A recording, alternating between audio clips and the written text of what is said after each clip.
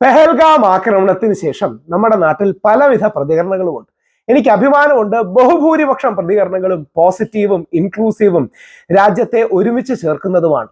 നമ്മുടെ ആരതിയുടെ, ശ്രീ മേജർ രവിയുടെ, ഹാഷ്മിയുടെ അടക്കമുള്ള പ്രതികരണങ്ങൾ ഞാൻ മുമ്പ് പങ്കുവച്ചു.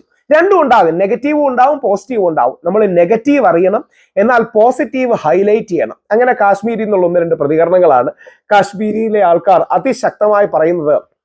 നമുക്ക് കേൾക്കാം. അത് നിങ്ങൾ കേൾക്കേണ്ടതാണ്. ഓരോ കാശ്മീരിലെ സാധാരണ മുസ്ലിങ്ങളാണ് ഇവർ.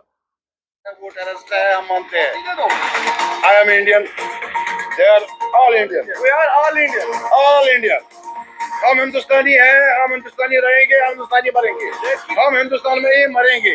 जो टेररिस्ट है वो टेररिस्ट है। जिन लोगों ने क्या सोली पे चढ़ो हम साथ देंगे, फांसी पे लटको, लेकिन कश्मीरियों को टारगेट मत करो। उन्होंने ये अटैक कश्मीरियों पे किया है.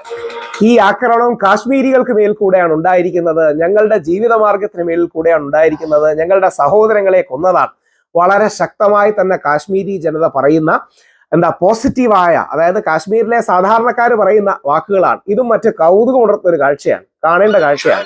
അതായത് നമ്മുടെ ഇന്ത്യയിലെ പല സ്ഥലങ്ങളിലും നമ്മുടെ കഴിഞ്ഞ ഈ വെള്ളിയാഴ്ച ജുമാ നമസ്കാരത്തിന് ശേഷം, പ്രാർത്ഥനകൾക്ക് ശേഷം മുസ്ലിം സമൂഹത്തിലെ പല ആൾക്കാരും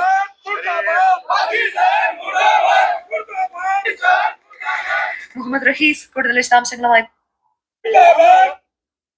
ബാൻഡ് അണിഞ്ഞാണ് വിശ്വാസികൾ നമസ്കാരത്തിൽ പങ്കെടുത്തത്. കറുത്ത ബാൻഡ് അണിഞ്ഞാണ് പങ്കെടുത്തത്.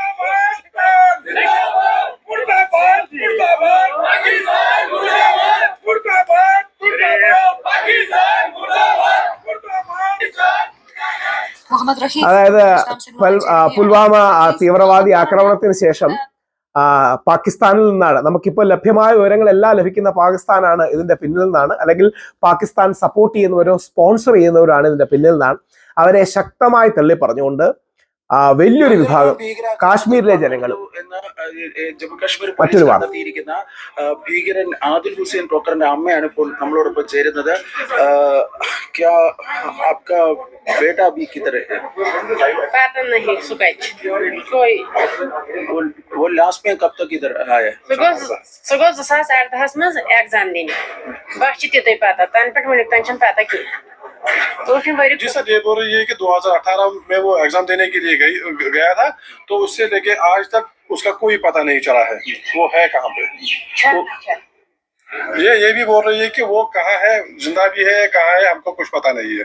वो कोई मिसिंग पर कंप्लेंट भी किया है बेकारा पुलिस स्टेशन में, तो अभी तक उसका कुछ रिजल्ट नहीं निकला है। ओके, अभी तो जम्मू कश्मीर पुलिस ने बोल रहे हैं कि आपके बेटा ये आतंकी हो गया, ये पहलगाम का മോൻ തീവ്രവാദിയായിന്ന് കാശ്മീരി പോലീസ് പറയുകയാണ്. ആ അമ്മയുടെ പ്രതികരണം കേൾക്കണം. आपको राय में क्या सजा उसको देना है?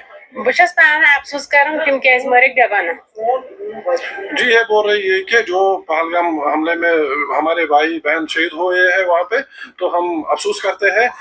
ये भी बोल रही है कि अगर आदिल इसमें इन्वॉल्व है तो उसको पूरी से पूरी सजा दिया जाएगा। आखिरी सवाल, അതിശക്തമായ തന്റെ മകൻ ഇതിൽ ഇൻവോൾവ് ആണെങ്കിൽ അതിശക്തമായ രീതിയിൽ അവനെ ശിക്ഷിക്കണം എന്ന് പറയുന്ന അമ്മയും അടക്കം ഒരുപാട് കാര്യങ്ങൾ. അത് നമ്മുടെ രാജ്യത്തിന്റെ പോസിറ്റീവാണ്. തീവ്രവാദിയായ മകനെ തള്ളിപ്പറയുന്ന അമ്മയും, കാശ്മീരികളായ തങ്ങൾക്ക് നേരെയുള്ള ആക്രമണമാണെന്ന് പറയുന്ന കാശ്മീരിലെ ജനതയും അതിശക്തമായ രീതിയിൽ പാകിസ്ഥാന്റെ ഈ തീവ്രവാദത്തെ തള്ളിപ്പറഞ്ഞ് മുമ്പോട്ട് വരുന്ന നമ്മുടെ നാട്ടിലെ എല്ലാവിധ വിഭാഗം ജനങ്ങളും, പ്രത്യേകിച്ച് മുസ്ലിം സമൂഹത്തിൽ നിന്നുള്ളവർ പാകിസ്ഥാന്റെ ഇസ്ലാമിസ്റ്റ് സ്പോൺസർ ചെയ്യുന്ന ടെറർ അറ്റാക്കിനെ തള്ളിപ്പറയുന്നതും ഒക്കെ ഈ രാജ്യത്തിന് വളരെ പ്രതീക്ഷ നൽകുന്നതാണ്. അതോടൊപ്പം ഇനി എല്ലാ ഭാഗങ്ങളുള്ള പ്രതികരണം ഇത്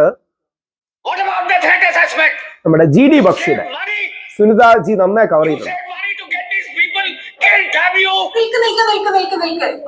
അതായത് GD ബക്ഷി സാറ് പറയുന്നത്, GD ബക്ഷി എന്ന് പറഞ്ഞാൽ ഞാനൊക്കെ ഒരുപാട് ചർച്ചയ്ക്കൊക്കെ ഇരുന്നിട്ടുള്ള ഒരാളാണ്, പട്ടാളത്തിൽ ഇരുന്ന ഒരാളാണ്. GD ബക്ഷി പറയുന്നത്, GD ബക്ഷി ഭയങ്കര ഇമോഷണലി സംസാരിക്കുന്ന ഒരു വ്യക്തിയാണ്. ഞാൻ അദ്ദേഹമൊക്കെ ചർച്ചയ്ക്കിരുന്ന രസകരമായ ഒരുപാട് മൊമെന്റ്സും ഉണ്ടായിട്ടുണ്ട്. അപ്പോ യഥാർത്ഥത്തിൽ GD ബക്ഷി പറയുന്നതിന്റെ രത്ന ചുരുക്കം, GD ബക്ഷി ഭയങ്കര ഈ വൈകാരികപരമായി പറയുന്നത്, GD ബക്ഷി പറയുന്നത് പഹൽഗാമില് വലിയ രീതിയിൽ ഒരു സുരക്ഷാ വീഴ്ച ഉണ്ടായിട്ടുണ്ട്. 1,80,80,000 സൈനികർ അവിടെ കുറവുണ്ടായിരുന്നു തുടങ്ങിയ കാര്യങ്ങൾ.